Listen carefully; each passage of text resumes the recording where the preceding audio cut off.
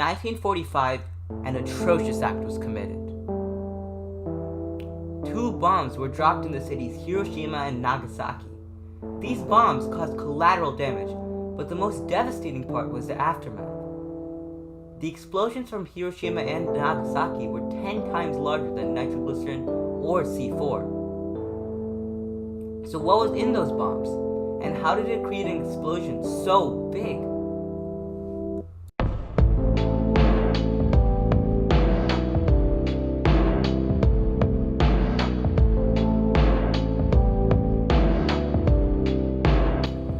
Our universe has 3 dimensions. These 3 dimensions are more commonly written as X, Y, and Z. These 3 dimensions help us find the position of anything in a universe. But there's often one forgotten concept. This is time. Time is often called the 4th dimension, but this is not true at all. Time is completely different from the 3 spatial dimensions. And time isn't even a complete dimension. Think about this. Why can we only move forward in time? Time is locked to constantly moving forward. This brings about some quirks of the universe that make time really unique. So our universe only really has 3 spatial dimensions and half of a temporal dimension. Next, let's move on to energy. Energy is defined rigorously as the ability to do work. Well, what does this mean? Work is force times distance. So energy is the ability to move something up a certain distance? Well, kind of. Say, a ball is on top of a hill. The ball's energy would be how much it could move down times how hard it could move down. In other terms, weight times height is the energy of a resting object on top of a surface. This is the equation for GPE, or gravitational potential energy. But there's often another form of energy, where something is moving. This energy is kinetic energy. I won't talk about kinetic energy much, but to calculate it for a moving object, you have to find how much energy it will take to stop the moving object, as that will be equal to the energy of the moving object. The equation of kinetic energy is 1/2 mv squared. This is actually related to inertia and momentum, however the connection is unclear now without a higher understanding of maths. The last thing is matter. Matter is what makes up our universe, and as living things are made out of cells, matter is made out of particles called atoms. Multiple atoms form molecules, and molecules form different materials. Inside an atom are 3 fundamental particles: the proton, electron, and neutron. The protons and neutrons are clumped together in the nucleus with the electron orbiting far outside. Different atoms have different combinations of these 3 particles. But how does this relate to a bomb?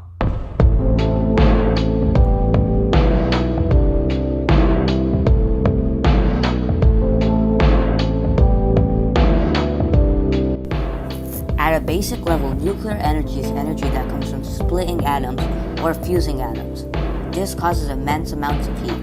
This heat causes water to turn into steam, and this steam spins a turbine attached to a generator and thus able to generate electricity. Now leaving an important question. How did these atoms get split? The atoms get split by firing a neutron at the atom. This action is called a fission. When the fission occurs, the regular atom splits into 2 smaller atoms, thus generating heat. Normally, atoms are not this easily split, so in nuclear reactors, uranium is used because it's very easily split. Though nuclear reactors are extremely dangerous, they do have some great benefits. Nuclear reactors can be run 24/7 in harsh weather in the right care. They don't have any carbon emissions, so they do not encourage climate change or help maintain our planet. Fission was first found out by physicists Lise Meitner and Otto Frisch. They discovered this astounding discovery over Winter Bridge, much like the one we are on. Well, what is fusion? Fusion is the process that happens inside stars. It produces much more energy than fission. Unlike nuclear fission, instead of splitting atoms, it fuses atoms together to generate energy.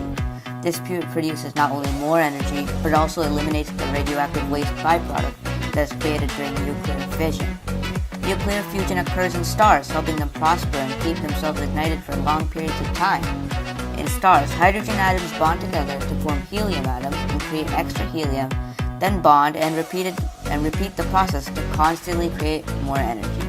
It's a positive feedback loop that continuously creates more energy.